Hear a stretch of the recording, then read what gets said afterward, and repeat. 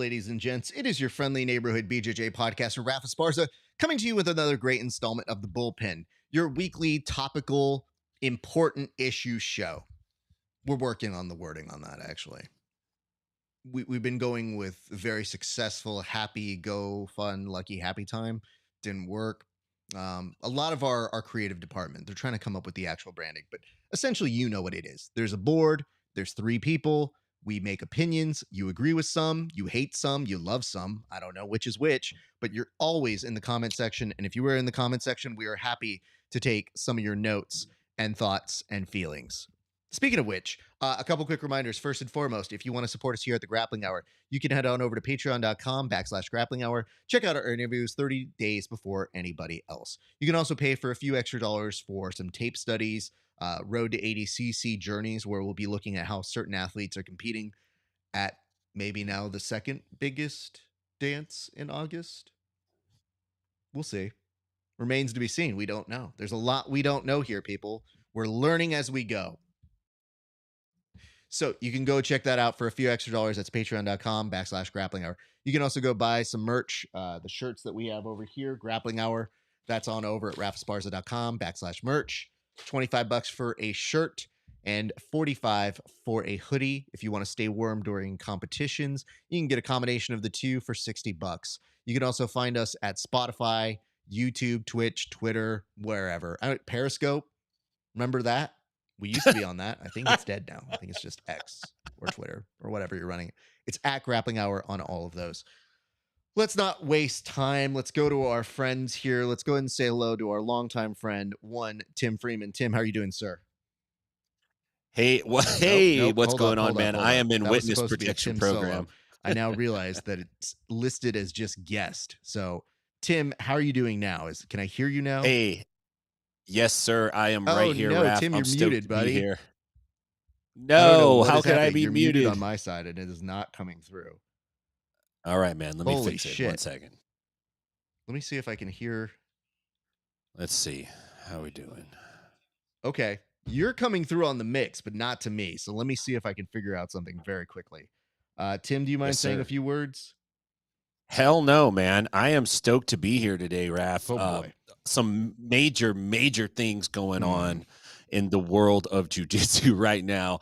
And one of them, obviously something I'm sure we're going to talk about today, or I see you talking, would be Craig Jones. That's right. I am talking away. Man, he's coming off with his tournament here. And it's a pretty big deal. And for a while, there was just a lot of speculation, but he recently went on Joe Rogan and basically kind of just laid it out. So some real exciting stuff in that area. I can't wait to talk about that.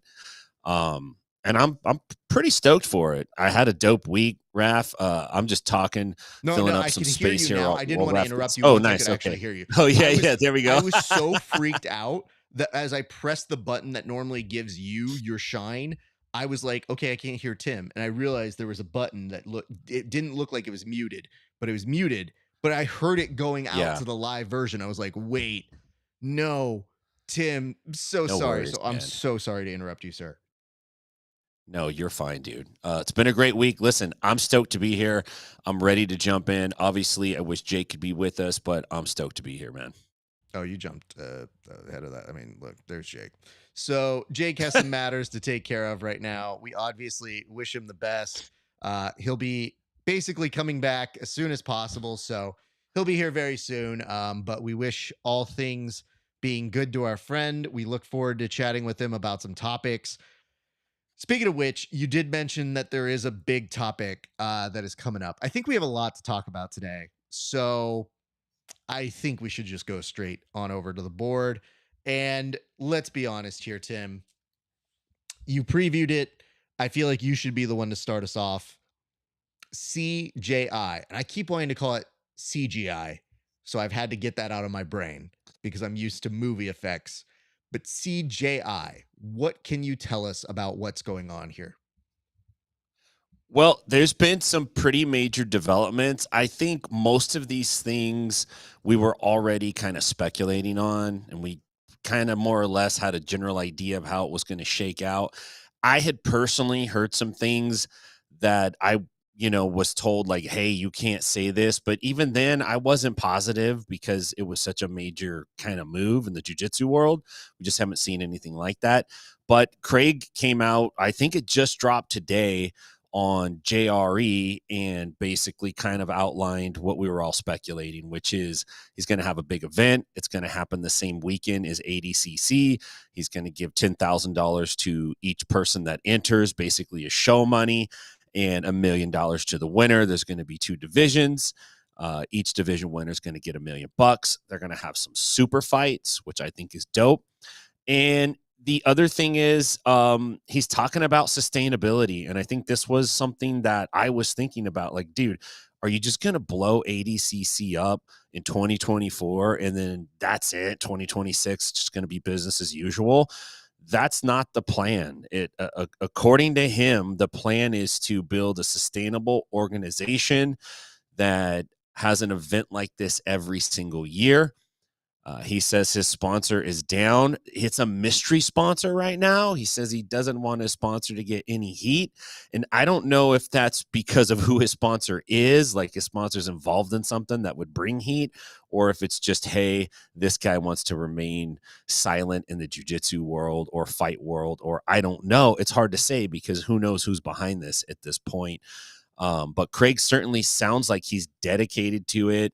He sounds like it's something that they've thought about.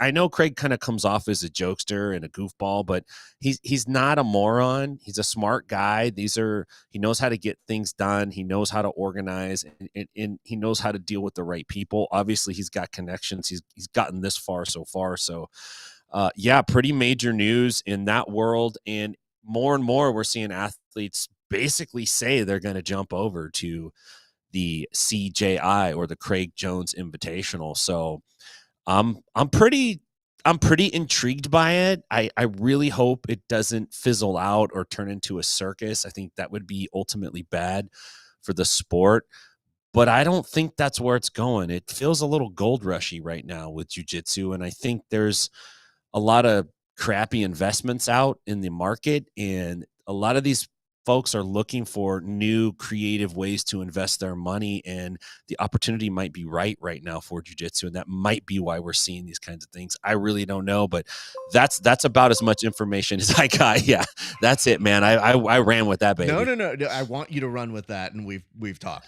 But I did want to bring it up because I do want to kind of go and ask a couple questions just from your interpretation or what you've seen. So, just so people have an idea of where we come into this, we signed off last week with a lot of speculation, our thoughts, what could happen. And lo and behold, right as soon as we were done, they made the announcement, it's for real. They had shown they have the venue, they have it for the 16th, 17th. And then we started getting the drip of who's involved. So I want you to tell me what you thought and when you first heard about it, because it wasn't too far after we had just talked. Yeah, as far as when I first heard about the rumors of this, you mean? I'm talking about Or when you saw the first post, like when you saw oh, there was a full account called the Craig Jones Invitational Instagram account where you go, oh, this is where the news is going to come from. well, what I realized is war has begun in the jiu-jitsu world, more or less, and maybe that's a little over dramatic, but it is the opening, kind of punch in this fight that's going to take place. And it became very clear to me at that point that this is a fight that, in order to do something on the same day and trying to pull the same guys as ADCC, that's a targeted hit. That's not just a random thing that someone's going out in there and doing. So Tim, what I I want to. immediately started thinking about is, when is he going to get punched back? Sorry, go ahead, Raph. Sorry, no, this is breaking. This just happened 8 minutes Okay, let's ago. hear it. Mason Fowler confirms his participation in the Craig Jones Invitational. There you go, man. This is it's so yikes. live. Like we do a show. I mean, obviously, to do the show, you have to prep with this board and whatnot. So there's a little bit of like, let's be organized. What are we talking about? What do we want to like? Now we're in a world where shit's breaking as we're going. And sometimes it's like a good match breaks and you're very excited about that. That's important because Mason Fowler is a top tier candidate and somebody that you could see being like, hey, he's won that trials process as well. And he's been somebody who showed out for Fight Pass Invitational for many different organizations. And yet that's a pretty good sign. Yeah, that's a great sign. If you're Craig Jones, that's a fantastic sign. And it makes me wonder how he one of the things he said on his podcast with Joe Rogan is he said, you know, they're already reaching out to people and figuring out who's going to fill these spots. I would bet you they have 3 times the amount of people available for the space. I would almost guarantee you that's going to be their hardest problem right now is figuring out who's not going to get a spot. So that, which is tricky because then people are going to be kind of salty. And I guess at that point, do you just go to ADCC? Oh, no, you have to be invited. Are they going to send out new invites? How does this work? What if this was a party? What if you were having a birthday party and I said, you know what? Fuck you, Raph. I'm going to have my party on the same day as your party this year. How does it work? Let me tell you this. For How do you do years, it? we used to make the meme that it was The Bachelor that was happening, where you give the rose to give somebody an invite, right? So all these thirsty Yes. people are sitting there being like, oh, give me that rose. Oh, give it to me. Now it's like 2 installments of The Bachelor are happening. So they're about to get the rose, and this other bachelor comes in and is like, you want this? And they're like, maybe I do. Right. Wait. Right. Right. Oh, I'm very popular right now. This is amazing. So, yeah, you're talking about unprecedented. This for years, the honor was always, oh, I got invited, or I won the trials process, or I've won and I've got the invite back. Now we're at a place where you go, nothing's safe. To give you my perspective, the first 2 signees, being the Tackett brothers, was perhaps, I know we talk a lot about how funny Craig is, and you mentioned this in your analysis. The strategic hit of the Tackett brothers is where you look at and say, oh, they started with integrity, because those 2 guys are like, you can't hit them. Those are the guys who are incredibly professional, nice, courteous, treat everybody well. And they basically made their statement and said, here's why. And you couldn't refute it. So even though you have certain people who are trying to say, like, oh, I don't know if I would do that, or oh, they're disloyal, or all these little arguments you're starting to see Yeah. appear out, it would bounce off them because they're just like, also, guys, we're trying to do this for not just us, but our entire family. So when you put it like that and you start putting it back to the audience, they shut up a little bit, not a lot, but a little bit to kind of see the perspective. And to me, I said, man, that's a really good start on their signees. Then they hit you with Fionn, and you go, oh, now we're actually talking about prestige, because that was the argument we made last week. You can do one for prestige and one for entertainment. And to get the reigning champ and bring them over for what we weren't even told was a thing. There was no women's category discussion. And then all of a sudden you get her and you go, what are you doing to make something this compelling to bring the champ, who would already be invited back and should be a done deal, to come to your side? How much more are you paying her? And did you just leverage the idea of helping out on an important cause to her? And that was able to seal the deal to bring her over. Yeah, I think you're right. I think they opened up with Tackett and followed up with Davies on purpose. Those are 2 big names that also have really good reputations in the jiu-jitsu community. A little concerned for, you know, the flow grappling dancing guys, you know, like Tackett was their boy, man. How does that make them feel? Does that like is that a little bit? Is there a little bit of salt there? Like there might be. I don't know. You know, it's who's to say, but that's kind of a big announcement. I'm sure, you know, they get some heat from that, and I'm sure Davies does too. But you know, what we see immediately after that, we saw more names come out. So once that avalanche starts, man, I don't know. But you were watching the same episode of Craig Jones on Joe Rogan that I was, and Joe was trying to press him for the names, and a lot of this is dripped as if maybe we're just happening to get these people. I heard a rumor that uh they ADCC only had a 20-minute heads up between the announcement of Fionn. Oh So wow. that could be different. But when Craig seems to be like, I don't want to say the names, and then they did a thing off air to say maybe a super fight name as well, a lot of these are either already locked in because when he's like, oh, so people are going to come over, and Craig's like, yeah. So that means that other people are going to be crossing over. Now, some of the other ones make sense with your Nicky Rod, your Joseph Chen, all the people with ties Yeah. to Craig Jones and Nicky Ryan. So all of those chart.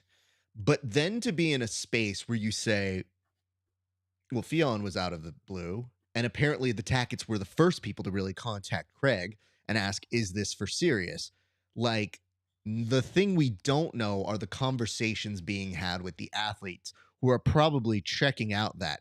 And if they didn't, or they were on the fence before, if he was going on Craig Jones and he's planning a full media assault, I've heard rumor he'll be on Ariel Hawani this week as well. Like, Craig is going to all the major outlets to basically get his message Yeah. across. And when I saw he was going on, when Craig Jones was going on Joe Rogan, I thought, oh, they're ready to launch their full media campaign this week, a couple months out.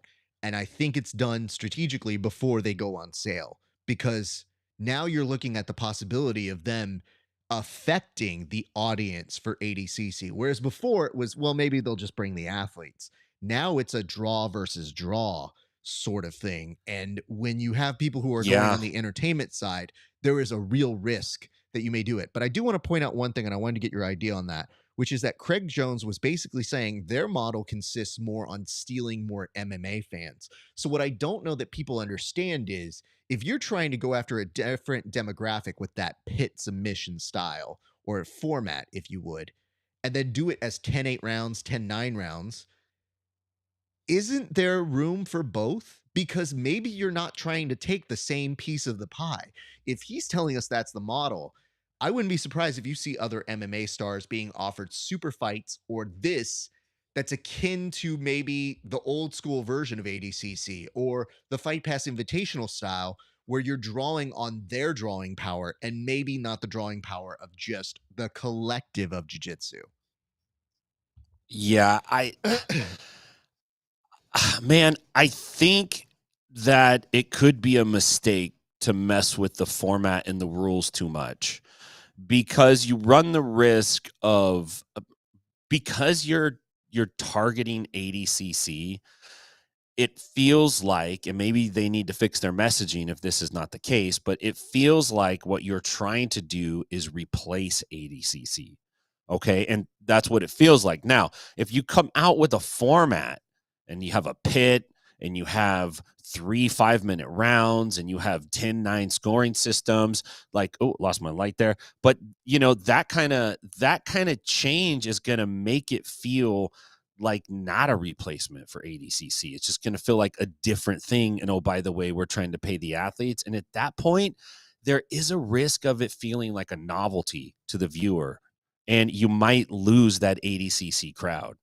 And you might actually keep ADCC alive by doing that. I just wonder if they came straight across and said, look, we're going to do sub only, or we're going to just basically do a rule set that's very similar to ADCC, then it's a much easier jump for the athletes as well. You got guys like Andy Varela came out and said he's doing ADCC.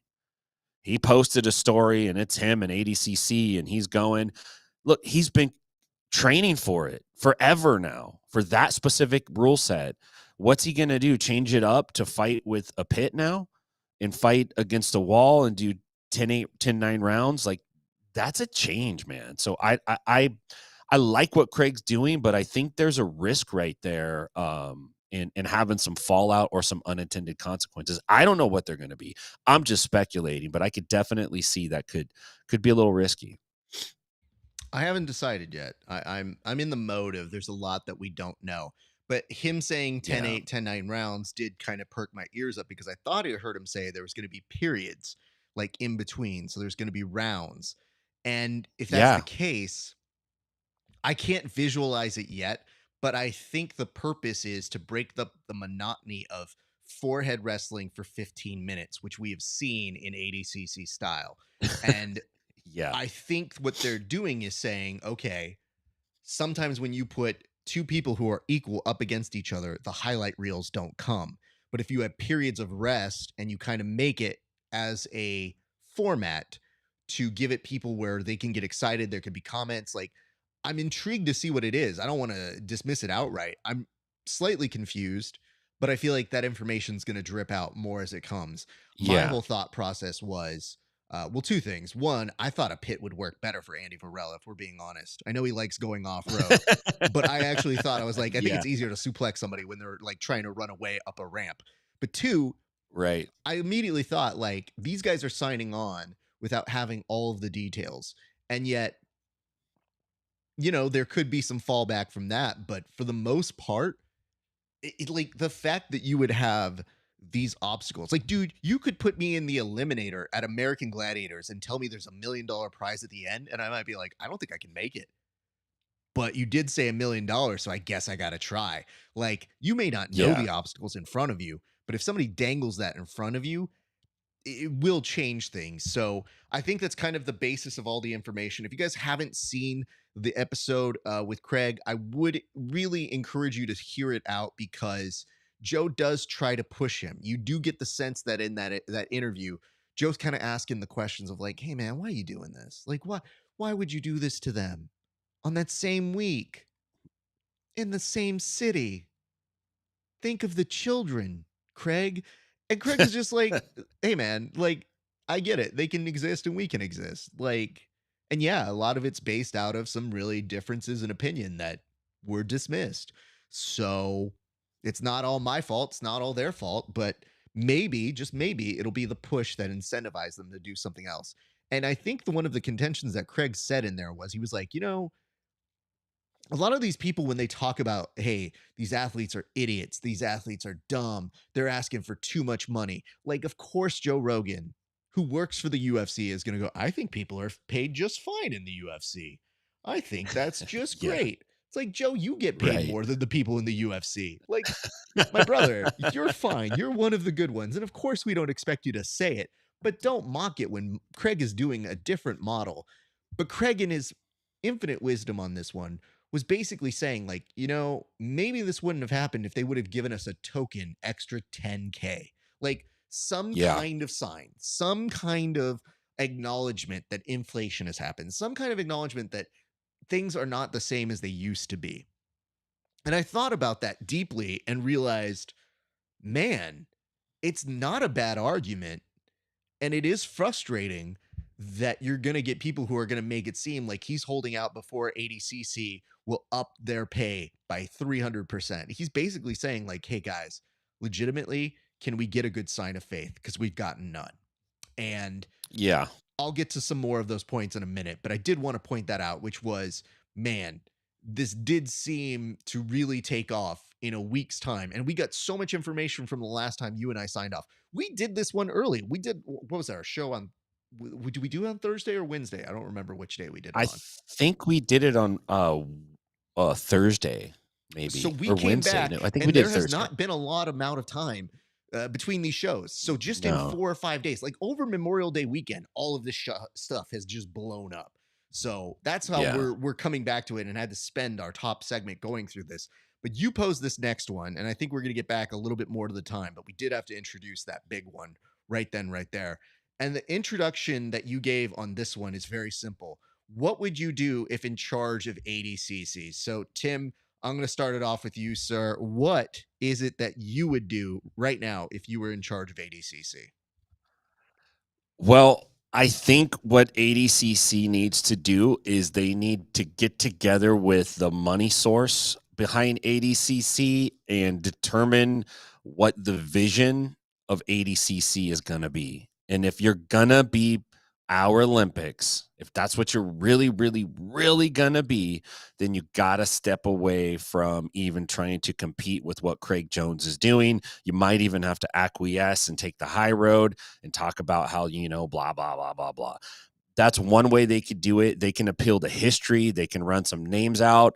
They can break the bank open. But man, once you do that, you're no longer the Olympics of grappling. You're no longer the Olympics of jiu-jitsu. You are a promotion that's in it to win it. And I think they're at a crossroads. So that's what I would do, is I would answer that question. Who are we as an organization? Like, what exactly are we trying to do? And then go do it. Because for years, let's be real, the ADCC didn't have any competition. It was like by default, it was our worlds. It was worlds for no-gi guys. That's exactly what it was, and that's how it kind of operated, and it defaulted to that. So they're gonna have to figure it out. I wouldn't sling in the mud with Craig Jones, because you're literally screwing with some world-class shit talkers now. The B team has been going hard in the paint against, the evil boss of all jiu-jitsu, Gordon Ryan, for a couple years now. So they're ready. They're war ready. So I think Mo's got a real serious PR problem on his hands. He's going to need to figure that out. Once they figure out what they're doing, they're going to need to communicate it in a way that doesn't make them look like the laughing stock of jiu-jitsu. So it's tricky stuff they're in right now, man. Let me point this out to you. My thought is pretty simple, and it's just for this ADCC. I think you got to run the course. I think you got to stay the course and run it. I want changes to happen at ADCC desperately, but I think you're in a place now where if you change anything before August, you run the risk of saying, well, that only changed because of Craig. And I've heard rumors that there were some hopeful pay increases, or they were going to make some big announcements. Whoop-de-doo. Unless you can make that big of an announcement, it's not going to have the same impact. The Olympics also don't pay their athletes a ton of money, so that's how they kind of get away with it. And they're prestigious, but guess what? They get views. We don't. I know we like to talk about the shit that, like, oh, nobody watches the Olympics anymore. Okay, what does that mean about us? If you're saying that 16 million people is nobody, what the fuck are we doing here in our sport? I would just tell you this. I think if you're ADCC, run yourself as the prestige event and give that opportunity to new grapplers who take that stead.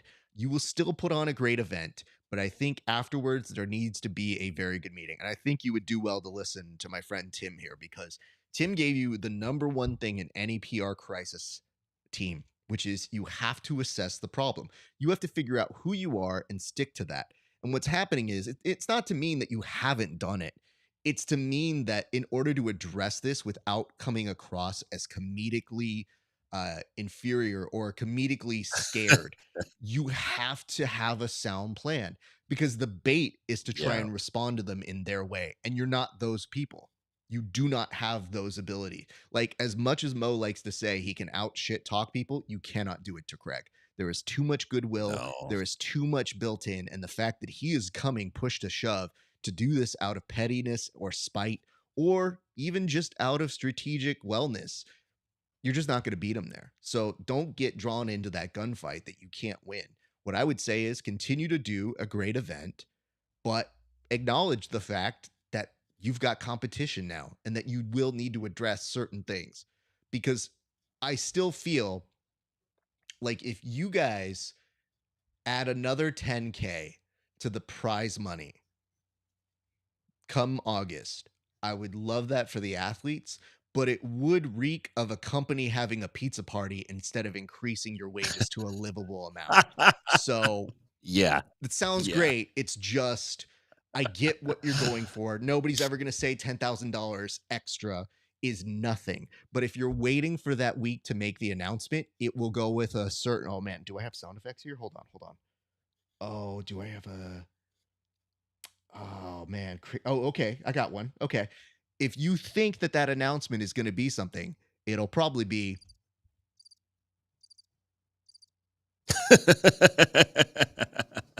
you know, I plugged in the Rodecaster too, so I'm excited to use all these sound effects now. Awesome.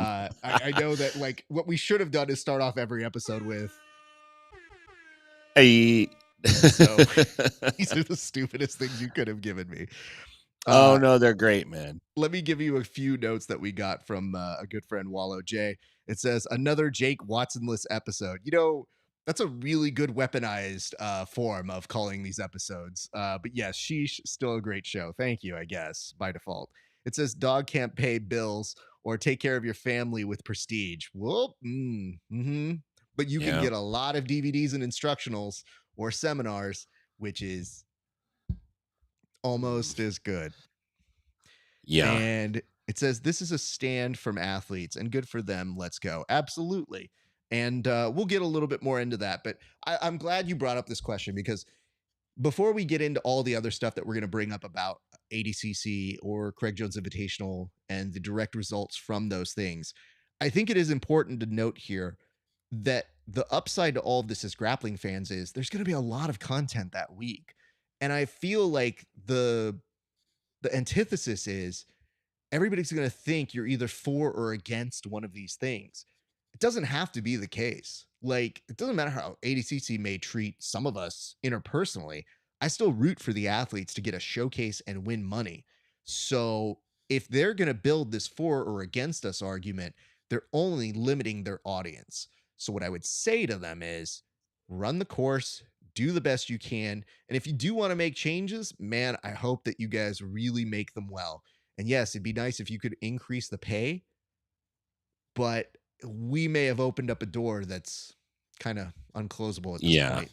So They did do one thing. They actually did announce that they're only going to have weigh-ins on Friday, which it's like a pizza party. That's why I laughed when you said that. I'm like, what? We only have to weigh in once? Like, oh, you think we're that okay, food hold on. motivated? I'm very happy for the athletes. It's just, is that what you had in the bank to respond to this? Like, when sometimes they say that organizations or military have like nukes ready to go at any given time, it's like, oh shit, they've released it. Unleash the 1 day weigh-in. We've had this baby on reserve for 20 years. We've been waiting for this to happen. Double key codes, let it go out to Instagram. I mean, it's a good thing. It's just, I thought it served a purpose. I would be pissed if I was an athlete right now, knowing that they could have did this Friday weigh-in thing for 20 years now, and they've been yanking our chains, making us, you got to be within a pound of the day before. You know how ridiculous that is? That sucks, dude. Now they do it. Oh. Could you imagine, though, that they're just like, maybe they have a list of complaints and that they're just slowly Xing like the most innocuous ones first? Like, okay, we'll pay for your parking now. Trouble tickets, yeah. Okay. They're going through them. You get 2 rash guards that say ADCC. Okay. We will come back to pizza party, but I don't want to go there yet. Do you want a pizza? I know it was a metaphor on that one show with that one brown dude, but like, do you want one? Because we'll do one. We'll do vegan if you want to. Anyway, all right, let's go to our next one. But hey, man, great topic on that one. Do it. I really like that one that you pitched this week, sir. But the next question we have here is, what other names have you heard? Now, hold on. Can I just say something very quickly about this particular topic that you pitched here? When I read this initially, it was just like, what other names do you got? Where is she? Like, that's how I read it, as what other names have you heard? Is I was like, am I getting interrogated here? I'm like, bro, this is all off the record. And you know what? We heard some direct hits on who were some of the people, but I know nobody. So I'm going to throw this to you. Who do you know, sir? Because I have heard Dick. So I have a couple names that I'm just speculating on. This is my personal speculation. And then I have another name that I've kind of sussed out, and I don't have a direct source for it, so it might not that none of these may be true, but I'll give you the first two. One is maybe we could see Marcelo Garcia. That I think that's definitely within the realm of possibility. I'm not saying you would see him in the bracket, but you could see him in a super fight. Another name that you could see in a super fight would be Hodger Gracie. I don't think it's without of the realm of possibility of Hodger coming back and potentially having a match with Craig. I think that's totally something that might be on the table. And the last thing that I think could happen, and I just have fragments for this source, but I think we could see the return of Rafa Mendez. And I think that would be something that would be really, really amazing for the jiu-jitsu community. This is a guy who's been on the sidelines for several years now. He retired. He's kind of like our Sandy Koufax. This guy retired at the top of his game. He was, a world's winner. He's an ADCC champion. Jiu-jitsu's kind of slept on Rafa Mendez, and if this guy comes back, for sure he's going to be elite level. So I'm really stoked to see if that comes out. So those are the three names I got. Time will tell. Time will tell. I've been right and I've been wrong, but I think I got a chance at this one. So we got a note here. I want to see if this popped up on my side, but this is from Iron Ty Freeman, and it says Buchecha gonna come back. ooh, who's Iron Ty Freeman? Who is this? Feels like a plant. I more the merrier. If Buchecha wants to come back, I would take him with open arms. Buchecha's the shit. Sure. Seeing Marcelo in a super fight, the symbolism of that, of one of the most decorated ADCC individuals, Hodger, another ADCC standout, they're very strategic, and it would be very compelling to see them come over as people who made their names in ADCC, willing to say, like, hey, by loaning our name to this, we will be adding to that prestige or that credibility of this event, no matter how entertaining this gets. I still feel like we're going to see some MMA folks. I haven't quite sussed out who those folks are, but I think it may. Well, you know what? Craig Jones did preview. He was like, well, maybe Volkanovski might be somebody we try to sign to one of these. And I said, that's compelling. When he goes, yeah, him and Ortega potentially having a match together. I thought that was, and I like, no. Ty Freeman's like, bro, you guys know me. I mean, I definitely know you, Ty. So no, that's not the issue. You may recognize Ty from as many hilarious things as almost getting into a fist fight with Kevin Crane at my event, and then me being like, please don't fight here. Please always fight for money, guys. But Ty, I hope you're doing well. What I can tell you is this. Whoever does come over, I hope it's a mix of people who give very entertaining matches. Thus far, I don't think I've seen a name that I haven't been like, oh, I'm kind of intrigued how that goes. That would be fun. Or, oh, I could see that. Like, yeah, the Tackett brothers, they'll both give you really good stuff. Because the nice part about seeing somebody like Andrew is you get the sense that he's not even at his peak. Like, this kid is on the come up, and he is willing to give you those high profile submission finishes. So getting him, William, a machine, like legitimately so good at what he does. Theon coming over, amazing. Nicky Rod for excitement and for views. He's a very big draw. Like, that is a very, very smart thing to do. Nicky Ryan, who just beat JT Torres, who is a 2-time champ. Like, these things are high on their own prestige, even if they're just associated with the same team. So I don't think we're going to be short on fireworks in any way, shape, or form. Yeah, I agree with you, man. I think it's going to be a very complete, filled up lineup, probably on both sides, to be honest with you. So I'm stoked for that. And Mason Fowler and Nicky Rodriguez being in the same division again, dude. Nicky Rodriguez is on the up, man. Like, and I've always been a little bit like, Nicky is a great wrestler, but he's freaking doing some awesome shit, dude. So absolutely, it's hard to root against him, man. Well, speaking of hard to root against, we have a lot to get to because you say hard to root against, but it does seem like the internet always has different opinions. So we're going to go to our next topic. And you know what? This is one of the ones that as moderator, I have the ability to kill the clock.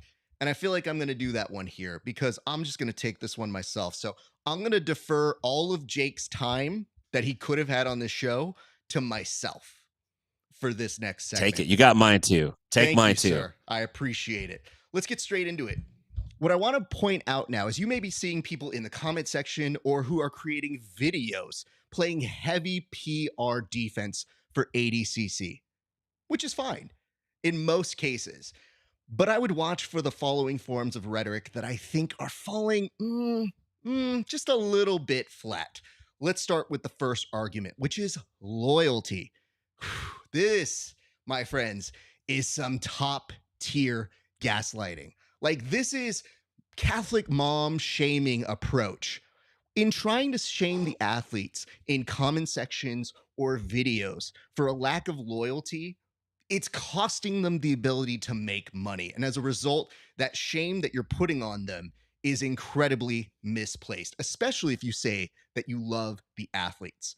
Athletes in other sports are able to leverage against other teams, organizations, factions in order to get the best payday possible. We don't have that in jiu-jitsu. This is like the first time the athletes have any say that is proportional to making a statement.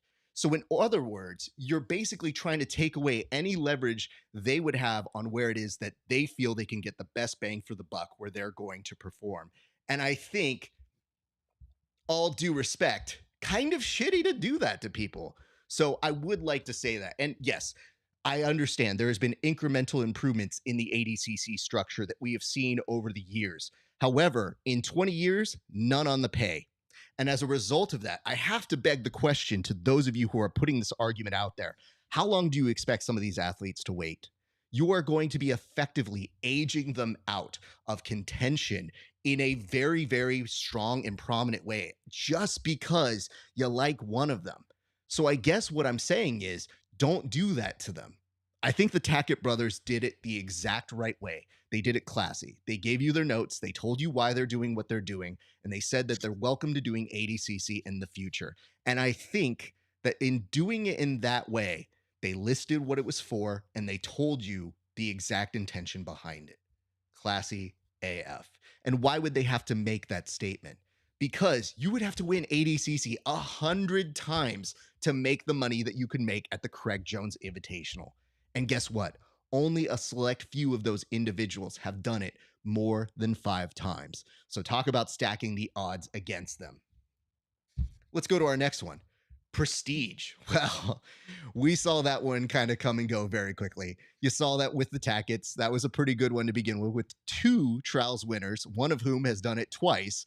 And then you saw Fionn and you said, yeah, that argument's completely out the window now. You were able to get a female champion where there was no promise of a female division, and you were able to persuade her to come over this side. The prestige is coming, and we've only seen it with more and more names in the past few days. And yes, even if they have a connection to Craig, it does not subdue the fact that they have done incredible things, not only for ADCC, but for other organizations. And even somebody like a Luke Rockhold is going to take you back to like a Tito, a Chris Weidman, like other MMA athletes who had great moments in the ADCC format. So if anything, they're almost taking some of the best parts of ADCC yesteryear and using it for this current format. But why that weekend? You know, that's given off real, I wish these protesters could just find some other way to get their message across. It's called efficacy. You have it when you're able to push in and create change because you're applying some form of pressure. So I get it. Yeah, choosing that week seems like a little bit of a trolling method, and it is, but it's also strategic because it gives the athletes one of the few times that they have to leverage their participation to one or the other. And I got to tell you, that's the heart of ADCC. It's not the flames. It's definitely not the production. And it's not the drumming. It's the athletes that's the heart of it. So if you go after that, then perhaps that is what's going to be the one that actually initiates the change. But it's ruining our sport. No, no, it's not. And listen, this could have all been avoidable if Craig had not just been dismissed outright. I know that Craig is funny, but dismissing him outright only opened the door for this competitive alternate to happen. And guess what? It is a talent relations fumble because all you had to say was, Craig, you're out, all good. But instead, by dismissing the talent, you basically gave him all the pettiness he needed to go out and prove somebody wrong, which I think resonates with a lot of people because they say, like, well, why not? Why not get them more paid and make a stand while you're doing it? This one's good because this one actually has been coming up a little bit. And you did see it with the Craig Jones appearance on the Joe Rogan Experience today, which is this sustainable? You know what? It might not be. This could very well be a one and done situation here, people. And you know what? That might not be a bad thing. And if so, why do you want to shame somebody from their one opportunity to potentially win $1 million? You really want to go after them and say, like, you know what? I think it's a bad idea because reasons and mean. Fuck off, dude. I do want to say this. If it is a one and done, that's not the worst thing in the world. Perhaps it will still initiate the change that you want, even if it just happens once. Doesn't have to be all the time.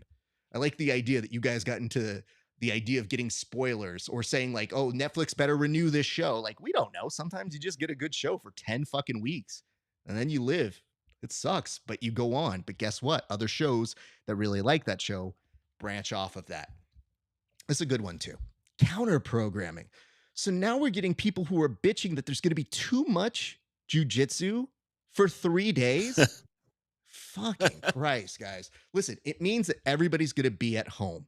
And what you get from that, from a TV perspective, is you will get real numbers. That means you will get YouTube giving you analytics for ages, demos, viewerships that actually means something to networks and other distributors. So what does that mean? Essentially, what it means is if you wanted to grow the sport per se, you would need those numbers to attract those organizations and those sort of big names or the bigger apps that we're looking at. Because people aren't interested unless you have a target demo. And guess what our target demo is? 18 to 34, which is the most desirable of all live programming that just happens to be sports. So if you want to get to a better place, you want those numbers. And guess who's never released those numbers? Flow. Ever. Ever. If they did and I missed it, please send it to me. But I look for them very carefully because I want to grow the sport too. And I find it very curious that sometimes you don't release those numbers because you don't want it to go somewhere else. So why wouldn't you, if you want the sport to grow, want to have concrete numbers that would come from a free product on YouTube that could then potentially get you even more and more people to tune in on a bigger network? But I bought my ADCC ticket. Yeah, that's cool. Then go to ADCC. It's still going to be great. They're still going to pick really good people to show up at ADCC and compete in that tournament. I don't know why you think other people who maybe took second or third at a trials process didn't give their due or their sweat on those mats and that they won't be entertaining. Andy Varela didn't outright qualify, but he's still one of the best and funnest individuals to watch compete. So, yeah, you're going to get people like him who are going to get those call-ups. And what I want to say is this. You're really just supporting the brand more than anything. So I don't know what you're complaining about. You're still going to go to ADCC. You're not going there for one particular athlete. And even if your favorites aren't going to be there, perhaps maybe you should go to watch who the next stars are going to be, because I think more than anything, that's becoming more exciting than knowing that Gordon Ryan is going to win again. And we need to build the next generation of stars. And guess what? 2 tournaments can do that for more people. Don't worry, we're rounding second here. Here's the thing, guys. There's a lot of shit we don't know. And I don't really know how to put this other than, yeah, there's going to be a lot of people in the comments who are going to be making bold predictions. Nobody knows what's going to happen. For example, people are wondering what's going to happen if the arena isn't full at ADCC. Well, guess what? That's the risk you take when you pay $1.9 million extra just for a bigger space. No production in TV says, get me the more expensive venue. That does not happen, especially for a sport that apparently does not make more money. So when you're looking at this, it seems like a foolish investment that now you're all worried about if it's going to fill or not. Jiu-jitsu isn't the only competition. Everything is competition. You should be worried about baseball games, football games, everything that could possibly happen. But yet you put one counter programming event and now it's the end of the world. They just told you today on the Joe Rogan Experience that Craig Jones is looking for the MMA folks. You have the ability to have 2 of the greatest events in 1 week. So I guess what I'm getting here is, yes, if you want to know why smaller arguments of, is this going to be another Metamoris? Maybe. I mean, Craig made a point to bring $1 million on Joe Rogan just to kind of talk down that point. But even then, at least take them at their word because we don't know it. So you're making the argument. We'll see what happens. But I feel like it's probably going to be shit. Nobody knows. We got to find out, and we're going to find out very soon. End of the day, more grapplers are going to get their shot. They're going to get the opportunities to show their great jiu-jitsu, and a lot of them are going to get fucking paid. So you know what? That's a really Hell good yeah. thing.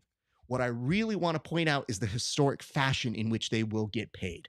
So I really want to leave you with this. We have a mantra in jiu-jitsu where it's, I always want the best for the athletes. A lot of people say it, even people behind major organizations. But guess what? This is the best for the athletes right now. And I'm telling you, what's really become the reality here is if there is an opportunity to make more money, the argument might actually be that you want Mo or ADCC to be the ones to usher in that change. That's really what people are complaining about. Because I think at its core, most people want the athletes to make money. And I got to tell you, by fumbling the venue, the talent relations, and some of the production costs, maybe, just maybe, there could be some other people weighing in on some of those decisions that matter that could help out in that situation. And maybe that wouldn't be a bad thing. Because guess what? We're at a place now where the sport is going to get bigger. And it would be good if we all get behind those things that are helping to get it bigger as we go. And I want to say this because I want it very clear. Let's not fucking take out revenge on the athletes that opt to go from one to the other. Here's why. If you really want what's best, then you should be wishing those athletes well to go make their money. Prove it. Show that you actually want them to have what's best for them. Don't say it. Actually encourage them to go. And more importantly, you're going to find that you're going to have a just fine event, whether you support the Craig Jones Invitational or the ADCC event. There's going to be a lot of great athletes. And they don't owe us a single explanation on where they're going to go. They don't. They should just be allowed to go. And if that's truly what is best for them, wish them well and let them go. Because you're going to get a lot of scared athletes who are going to be too afraid to say anything and that something might come back to them. They might get some sort of retaliation for the next ADCC, whatever it may be. But I will caution you with this last thing. We saw how that worked out with Craig the last time. So if you want another fumble on how you work with your talent, don't treat them like dicks and don't make public statements that you're going to take shit out on them for doing what's best for them. Because you don't want to also create your next competition.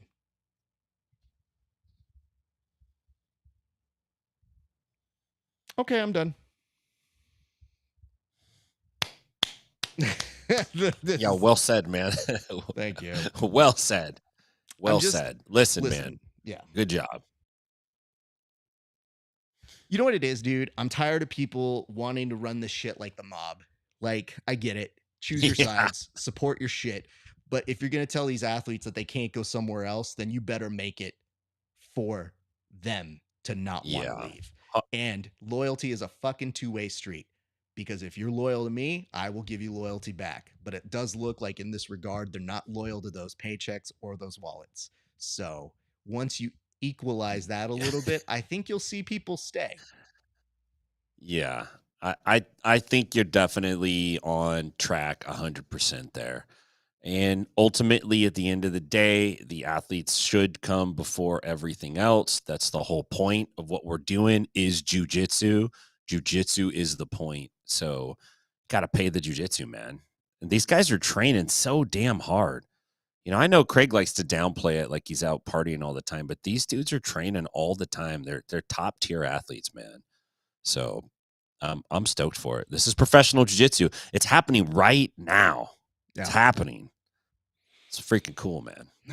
All right, let's go to our next topic because I definitely killed the time on that one. But hey, guys, here's one that'll bring us all back together as a lovely family. Look, there were some fights that happened.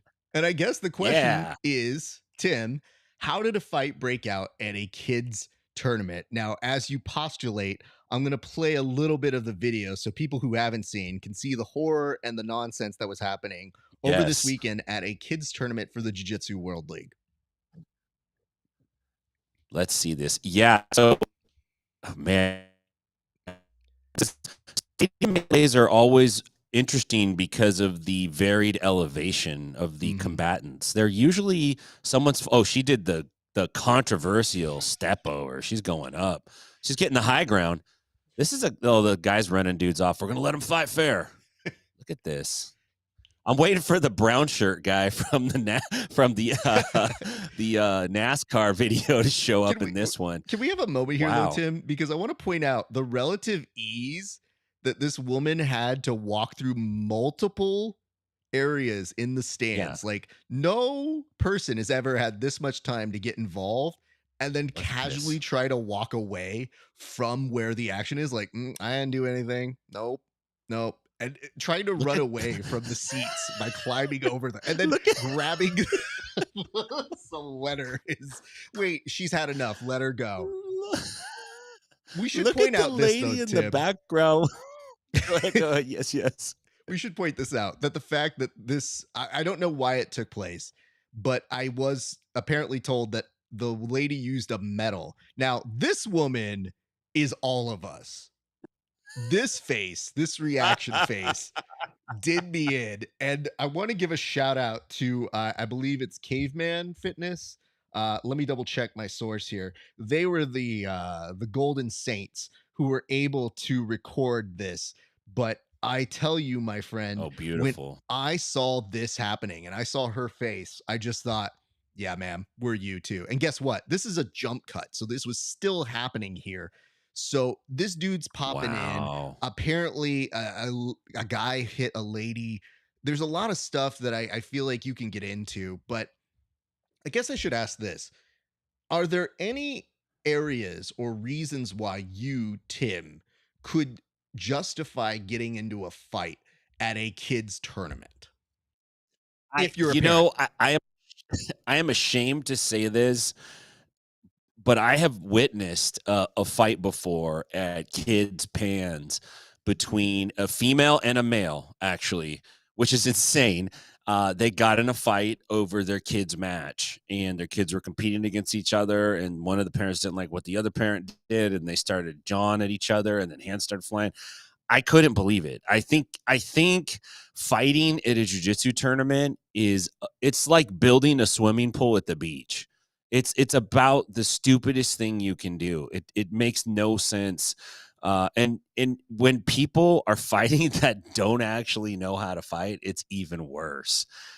So I don't know what the specifics were, but I man, to get me to fight somebody at a jiu-jitsu tournament, there's got to be some serious criminal activity going on or some life-threatening, endangering situation. Number one is like the place is full of a bunch of killers. Like how much damage are you?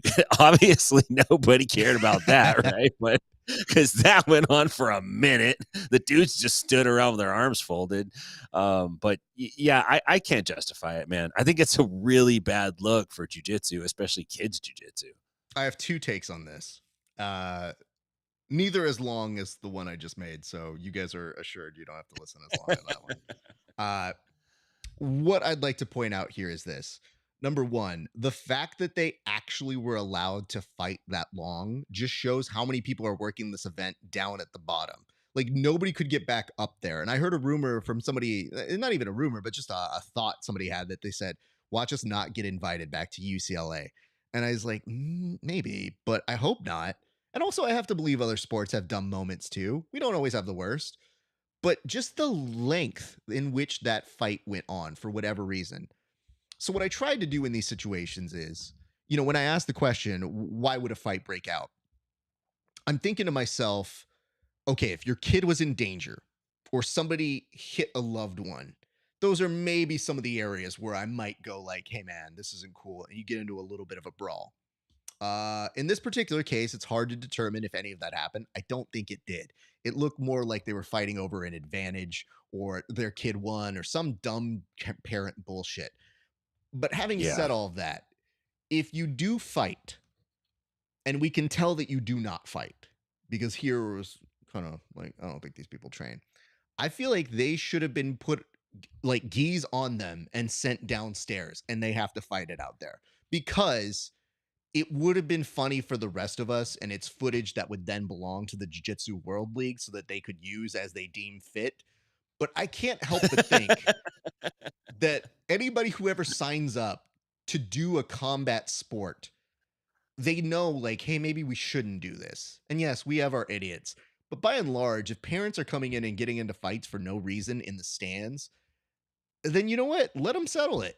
Let them fight. Pull the Godzilla meme. Because you know what? At this point, at least they'll get it out of their system and then they'll be winded within 2 minutes if they're going out there once the adrenaline kicks in for the competitive mats. And there will be a ref going, Yeah. Advantage. Somebody will win by advantage. The other person will get all mad. like the most bored ref ever, just being like, this is the worst technique I've ever seen. So I had that thought when I was like, how do we solve this? And I hate to say this, so I don't know if you know any of the families involved or whatever that sort of stuff is. You No. guys are welcome to tell me context that I don't know, but I think you might be hard pressed to give me good reasons. So again, I hope nobody was really in danger. I hope everybody was fine. But I do feel like Mm. that is something that we should do to discourage people from getting into fights at these sort of organizations so that the people who are there and actually going to compete or bring their families there aren't in danger or don't have to lose the venue or get fined by the venue or have to deal with the venue for just putting on a jiu-jitsu tournament. So I think we're going to Yeah. stumble And into now this. we got to deal with Tom DeBlast, doing his fight breakdown and offering the family a free year's worth of jujitsu so they could learn how to defend themselves properly. Somebody throw him a bullyproof subscription or something, man. You know what it is? We're going to get Somebody Tom could have helped DeBlast. him, right? We're going to get Tom DeBlast a show on like TLC where he like makes over hooligans. Not even a scared straight sort of a thing, but just like brings them back and is like, hey, I just want to tell you guys, you're all beautiful. You don't need to be fighting, but let's see what you look like now. Jimmy, come on out. Comes in with the gi, went from being disheveled to being like, I don't fight no more. I like people. People are nice. I'm a good kid now. And see what happens. Maybe TLC picks it up. I think Tom's the right guy to do it. And he gives a big speech at the end that just goes, I just want Tom to tell you, DeBlast. Tom, to blast from the past. That's what it is. That's the name of the show. Uh, Yeah. and what it ends Oh up my being is gosh. at the very end is Tom gives like his final thought, almost like a Jerry Springer that goes, you know, violence should never be the answer. But if it is, it should be a good answer. Thanks for watching The Blast from the Past.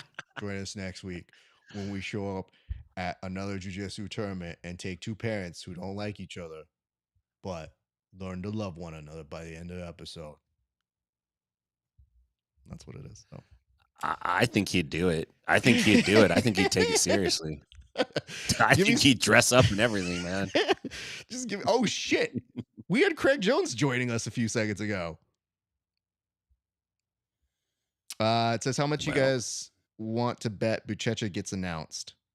None. I don't want to bet shit. What the fuck? We don't have fucking CJI money. Get out of here, Ty. Good lord. Who's bringing this information? I don't even dude? think. I'm not even certain Buchecha's that big of an announcement, and I don't mean that in a bad way. But was Buchecha going to do ADCC? I mean, I think it's just we miss Buchecha, so it's kind of like, it'd be nice to see him. I wonder what he's up to. Is he okay? I hope Buchecha's good. So I don't know, man. I mean, also I want to point this out. You know what? I don't mean to harp on this. We may not even do the AIGA fucking thing. Well, I'll just tell you, they won. They did good. The one other argument that Joe Rogan was bringing up, because somebody texted me this, they're listening to the episode right now, and they go, "Hey, bro, I can't deal with the fact that Joe Rogan has been arguing that ADCC isn't profitable for the third time in a row." And like Craig did it as nicely as possible in that episode to just go like, yeah, but like, why would you pay more money for the Thomas Mack to T-Mobile movement? That means you have money. And Joe's like, no, man, but like they don't make any money. And he's like, well, we're a nonprofit. Okay, there you go. And that's how we're going to justify some of this. And Joe's just like, yeah, but man, it's just so mean. Just same week, man. Why would you do that? And then meanwhile, like I let it go once, twice, but I remember exactly what he's saying, which is Joe Rogan came back to it again and just goes like, but man, ADCC, it's just, it created so many stars. It's just not profitable, you know? And like Craig, to his credit, went right back into, mm-hmm. well, we're going to try and do things a little different. And we hope that they do whatever they do. So there you go. So there was that. Yeah, All right. it's tough for Joe because I'm sure he has a relationship with Mo and those I and those other dudes. You know, he I think lives in the other thing Austin. is Joe has seen it make incredible progress from high Yeah, school auditoriums to this, and that's undeniable. But I think what ends up happening is we get into this hero worship where it's like, well, Mo's the only one that can show us the way. It can only be Mo. And it's like, actually, a lot of sports stand on the shoulders of multiple people. And when Roger yeah, Goodell does something wrong or Adam Silver does something wrong, like they take shit for it and they rightfully have to yeah. They eat it do. sometimes. Here, we get people defending them. Nobody's in the comment section defending Roger Goodell. Like, that's how much we've taken jiu-jitsu by Yeah, hostage. Being like, right. no, you don't come after Mo. It's like, Mo's done great work. But, like, perhaps they could use some other people and more importantly, not let their hubris get in the way of actual progress. So, just saying, if you're not a dick and you're open to shit, you might get some more stuff done. And as a result of that, Yeah, hey, listen, dude, good ideas come from a lot of different places and you should be open to hearing them. And Craig was basically giving you constructive criticism about one thing or two things, and they just took it and they got in their feels. And now this. So there we go. All right. Let me yeah. very briefly go in. You know what? I'm not even doing 2 minutes on this one. I'm giving myself 1 minute to give you guys the update on AIGA. I feel like that's the Kendrick Lamar song, right? I got enemies. That's what we're Yeah, I doing think here. you're on it. Yeah, Uh, what do I say about this one? Well, they won. And what I mean by they is Team Kasai did an incredible job that weekend. And I was incredibly proud of the work that they did. And you know what? I have to say, I'm happy for that team because you had people like Younger Tackett, Andrew Tackett, you had Dorian Alvarez, you had Hanato Kanuto, you had really impressive jiu-jitsu folks, and they just blasted away with it. And this was meant to be yeah, a Jake, tell us what happened there, but yeah. he's not here. So we're gonna move past it because we are a little short on time. So let's go to our next topic, which is EBI 21, which is happening this weekend, right? Yeah, this weekend, man. Or is it next weekend? Where are we? It's yeah, No, it's it's on this weekend. Sunday. It's June Yeah, okay. June 2nd. Yeah, Jesus Christ. Okay. So tell me, Tim, I who know. you are expecting to take that next EBI, sir. Well, this is EBI 21 Absolutes. It's actually 10 years to the date of EBI. So or maybe the first Absolute, sorry. It's the anniversary. This might be actually their 10-year anniversary of EBI in general. I think it started in 2014. I think that's Yeah. correct. Yeah. So we're talking 10 years to the date, man. And it's a stacked card. Few of the big names on the card. You got Big Dan. You know he's going to show up and put a good show. He's going to be really tough to beat. Is the situation for real? I can't imagine he's an easy guy to deal with in overtime or regulation. Ryan Akins, I think, is a dude who is really a high level grappler and has a very good chance at winning in this format. He's a 10th Planet guy out under 10P Atlanta with Sean Applegate and that crew out there. They're putting out some real high level talent now. I look for big things out of Ryan. And then you got some of the other dudes in there. Giancarlo Bodini, everybody knows him. Declan Moody, Austin Baker. But one name on here I did want to bring up is a guy who has a win against our very own, not present, which is why it's very easy to bring him up, Brandon George. So he has a win over Jake Watson. This was way a long time ago when Jake was competing in jiu-jitsu. So Brandon George is on the card. Be interesting to see how he does at EBI 21. I'm looking for Ryan Aiken to take the win. I'm pulling for him. I think he has a good shot at it, but who knows, man? You got Fedor. He's on the card. He is like the LA version. He's the 10th Planet version of the actual Fedor. And he's a pretty tough dude, looking for big things from him. So overall, I'm glad to see EBI is back. It has a special place in the heart of jiu-jitsu, and I would like to see EBI grow and branch out a little bit, maybe add some production. because I think it has a spot, it has a definite spot. And I think jiu-jitsu wants to make more room for it, to be honest. So I'm kind of hoping they do that, but I'm stoked to see it again, Ref. Yeah, and I mean, listen, dude, you and I have been there for many EBIs, and we date all the way back to the first. And fun story about EBI. Do you recall how that event started? I don't remember how it got off. I don't remember what the origin of it was. I know it was Well, in a club, right? But I don't know what the original idea was. I think I just want to inform the children that that too was formed out of a similar weekend where two things were happening at once. So it was Oh yeah. strategically placed at a certain time, and it became a game changer that created many of the stars. So when people start talking about the ability to create new stars, sometimes, just sometimes, it's best to let things happen and see what goes from there. So listen, I think what we really want in the sport is for it to continue to get bigger.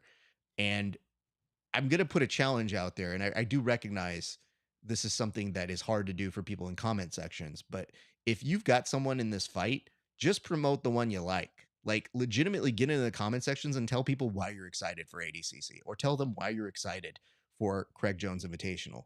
The more time that you end up taking, like going after them in the future, like I'm going to come after those dumb arguments every single time. I have no problem doing that. But I'm telling you this, it's because I'm going to watch both, and I will support both in my own way because we've always supported the athletes on this show. And I just feel like if you really look at the trajectory of how EBI changed the money game for us a long time ago, that's gotten lost in the fray too. They started actually giving out money in a real form. And as a result, that's when Yeah, you you're started right. seeing Gordon Ryan get paid, Gary Toning get paid. And when they didn't submit somebody, they didn't get paid. And guess what? That was a great format until people were like, I didn't get any money and I beat all these people. So, like, everything gets refined as it goes along. But I think we came a long way from even 10 years ago. And I want to tell you this, in that time, IBJJF has changed some of their money statures. Other organizations like the PGF, Zapatero are coming in with 100K to give out with pokes. Like, this is all good stuff. So let those people go and ride hard in the comment section for the shit you love. But if you come after the other organizations, I don't know how much you truly want the athletes to succeed. And I'm just telling you this as somebody who's having a lot of fun from the sidelines and saying, like, you know what? This is fun. This is great. I'm enjoying all of this. But I think the offset to that is we'll also be the first people watching both. And, I've already offered to Craig that we would be happy to do a pre and post show.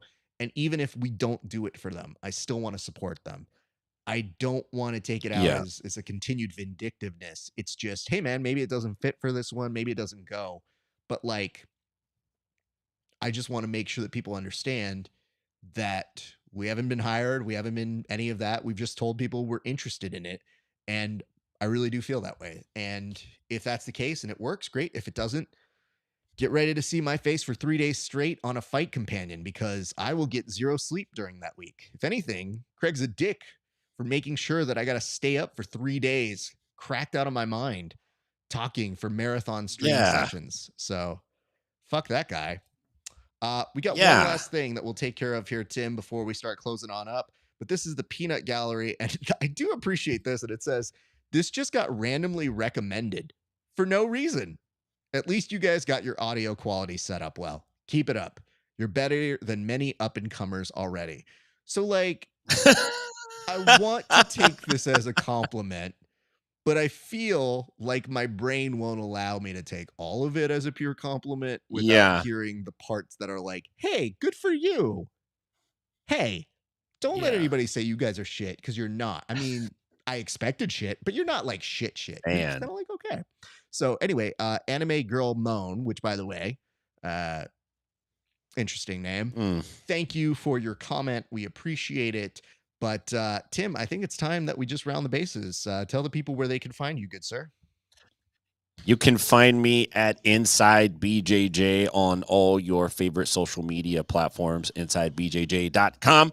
If you're out in Nashville, please come visit me, 10pnashville.com. And if you're out in Stockton, I got a school in the 209.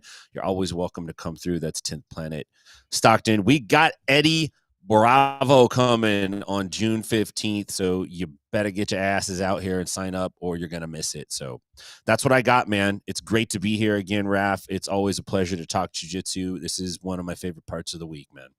Likewise, brother. I'm going to close this up and I'll say bye to you off air in a second, but thank you guys so much for tuning in. As a reminder, you know where to check us, rafesparza.com/merch to get one of the hoodies or for one of our t-shirts for Grappling Hour. Supporting that supports me and the show and directly the bullpen as well. You can also go on over to patreon.com/grappling hour. See my interviews 30 days before anybody else. We got some new ones up with Cody Steele, Adam Bradley. Yeah, we do kind of talk about the CGI. I got that one in time. I almost called it CGI, but I kind of like slanted the word toward the end there. But we talked to them about what could be coming up, or at least now you guys know what is coming up. And we're definitely going to start asking our athletes where they lean because, as Craig alluded to, there's some definite talk on those sides on what they want to do. You can also catch us at multiple different destinations at Grappling Hour on YouTube, Twitch, Twitter, Instagram, all of that good stuff, as well as Apple Podcasts and Spotify and on Discord, all at Grappling Hour. And don't forget, you can catch us here weekly for the bullpen. Hopefully next week we will have Jake returning back with us. We miss him. We hope he is well. And we look forward to hearing back from you guys. We'll have some, I'm sure, updates about what happened at EBI this weekend. And who knows? By the time we talk to you guys next, there might be 12 different entries at the Craig Jones Invitational. Who knows? But until then, thank you so much for watching along with us. It has been a great day for grappling. We'll see you back on the mats.